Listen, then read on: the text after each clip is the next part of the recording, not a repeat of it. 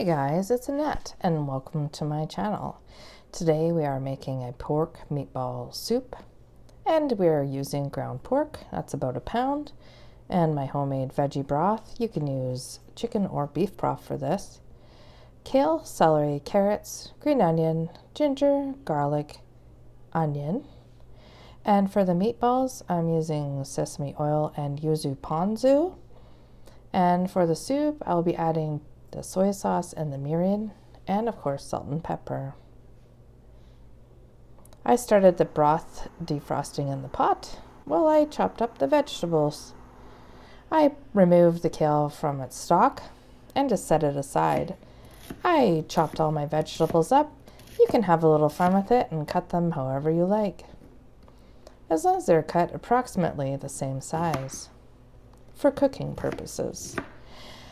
Those are for the meatballs because they're finely chopped, and a little bit rougher chopped garlic and ginger for the soup. I added pepper and salt to the ground pork, and then about a teaspoon of sesame oil and a teaspoon and a half of the Yuzu Ponzu. Of course, I added the finely chopped vegetables and mixed it all together.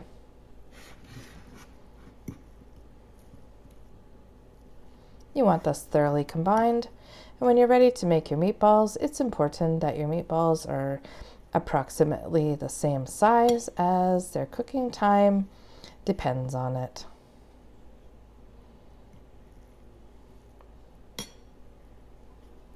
The meatballs should go into the fridge for 15 to 30 minutes.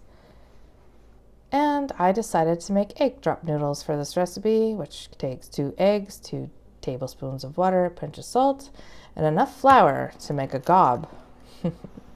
You'll see what I mean by gob later on.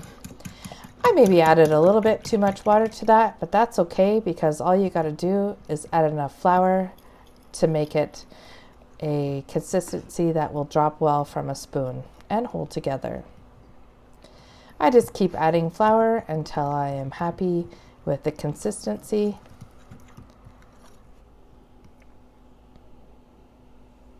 That's a little bit too runny, so I add some more flour. I knew that Glenn, my husband, would be like, yep, that's too runny. And there we are, perfect consistency to hold together on a spoon. While my meatballs are in the fridge, I added the vegetables. And then it was time to add the meatballs. I just carefully dropped them in there. They hold their shape surprisingly well. And in the description, I'll explain to you why I don't pre-cook these meatballs. I made my noodles way too big, but that's okay. In the end, I just ended up slicing them into nice little strips and adding them to the soup. By the time the noodles were cooked, the meatballs were done. You want to make sure you cook your meatballs all the way through.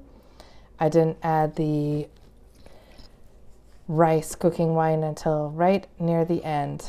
I know they don't look quite like you would think, but they taste delicious and they have a nice chew to them. Thanks for watching, everybody. Take care. Bye for now.